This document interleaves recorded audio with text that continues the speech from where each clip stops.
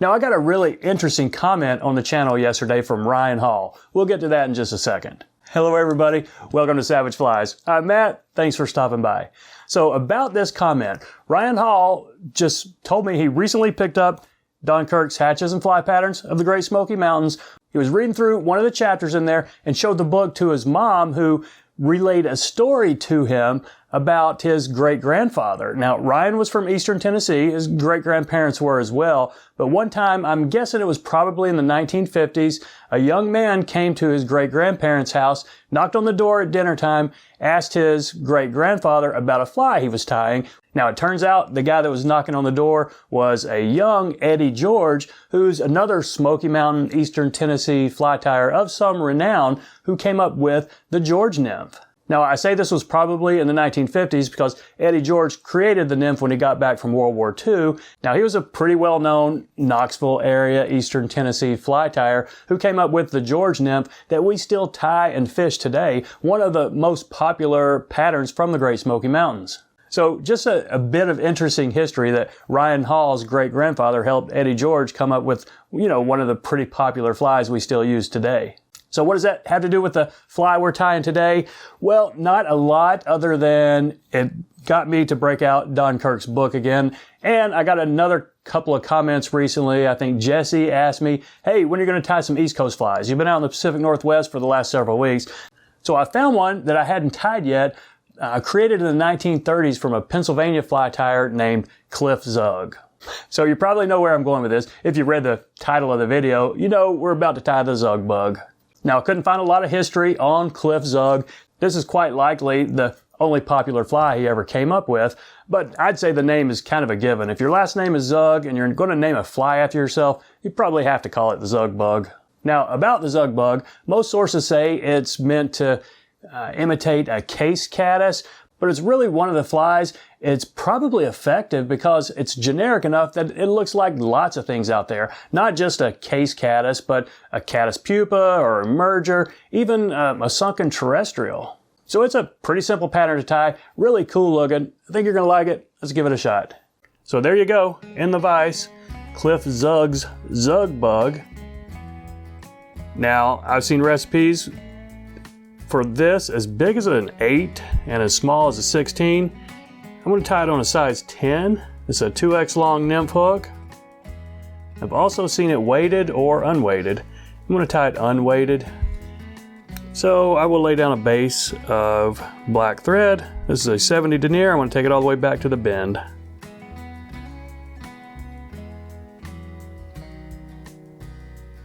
Now the tail on this guy, Peacock sword fibers. Not herl, these guys right here. So good 4 or 5 of these little pieces right here. Okay, here we go.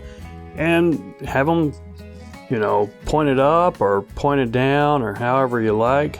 I don't think it really matters. You can spin it around and have them pointing all the directions. Looks a little bit like an Alexandra with this tail. Okay, how's that? Do we have enough? Yep, I think that's plenty. Let's go ahead and bury these. Snip them or bury them, that's fine. And for the rib, you've got some options here. I'm going to use an oval tinsel. It's a Danville size 10, which is, I think, a large. You could use silver wire. You could use flat Mallard tinsel. Really just depends on what you have or the look you like.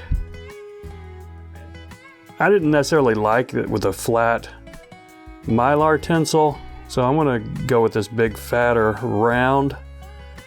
I guess it's a French tinsel, you kind of call it. Or if I didn't have this, I would use a wire. I think the wire would look the next best. So I'm going to back off my thread after I catch the wire in and take 3 strands Peacock herl.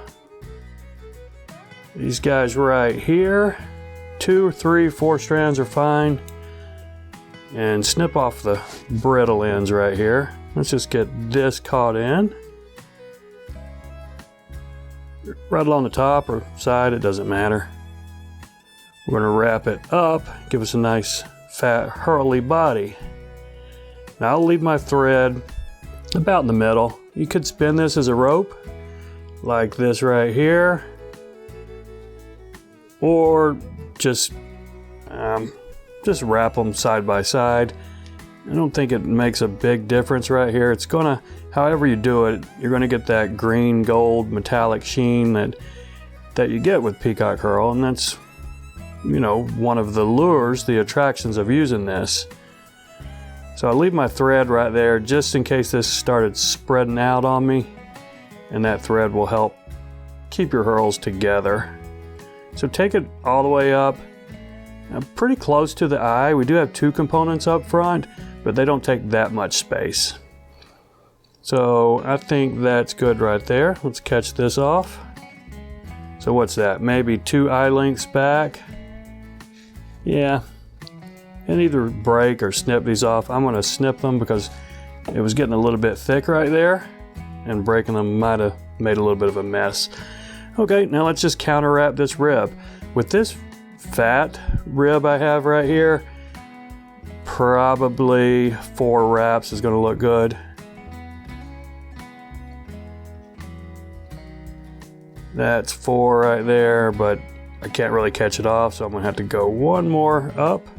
Don't worry about this last wrap. It's not gonna be seen. Whoa, unwound on me a little bit there. That's where you gotta use kind of both hands and wrap my thread with my material hand to get a couple of tight wraps right there. And now we can use a few more wraps. The flat mylar would have been easier to catch off, but I don't think it would look as good. So we've got enough wraps to secure that. Let's snip that as close as we can get it. I'm gonna have to spend a few more wraps to bury that little nub right there, but that's fine. Okay, now your next option is a brown hen or partridge, or really any kind of hackle that you want to wrap. I've seen it tied where in the Don Kirk book, it just has it tied straight in as a throat.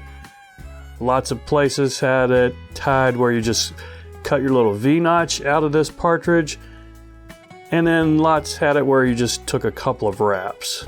So what I'm gonna do the wraps. So create a little V tie-in point right there. This should be fine. And I'm gonna catch it in probably on my side here.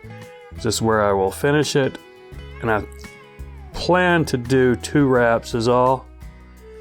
And so a couple wraps to catch it in, but I am going to fold it back over, and 2 or 3 extra wraps right there to lock it in. Just so it make sure it doesn't pull out on me. This partridge can be kind of slippery. So let's cut that off. Now I'm gonna need my hackle pliers because this feather is hardly an inch long.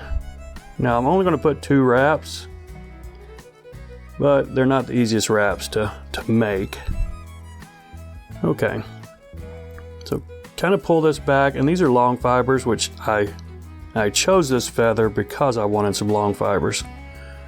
And that one slipped out of my pliers, or it broke off on the tip, but that's fine, the feather's still in there.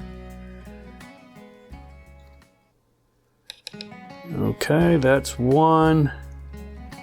Let's see if we can get this second one around. Now my stem's getting a little bit thick, but it's not going to make too much of a mess. So I can go ahead and pull that out. 2 wraps to really lock this in. I'm gonna do 1 more before I cut that stem off.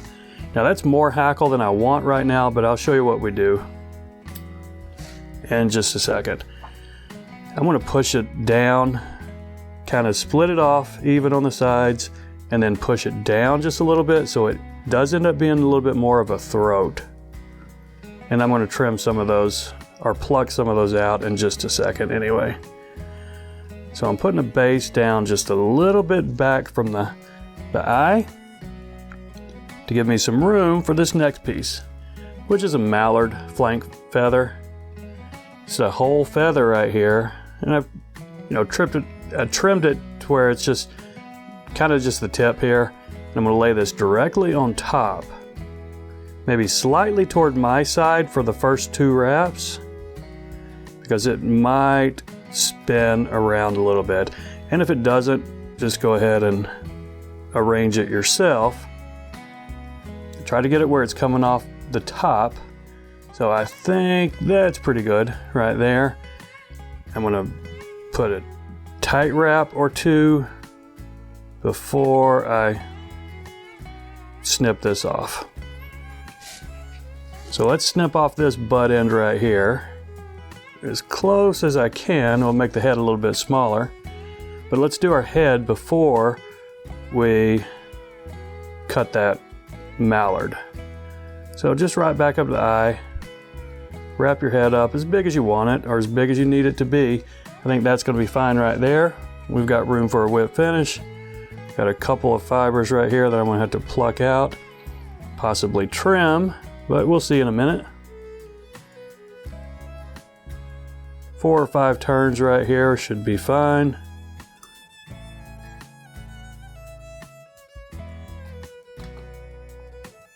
Now, before we work on that hackle, let's just take this top piece and trim it.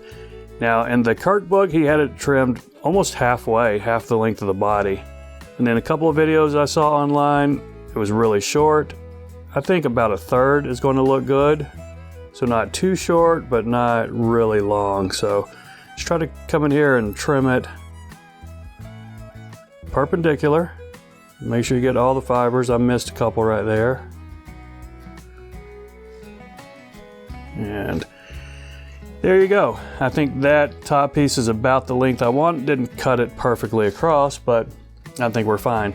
Now again, this hackle is a little bit more than I want, so what I do, and that was 2 wraps of this partridge, just go in here and then, pluck some of them out.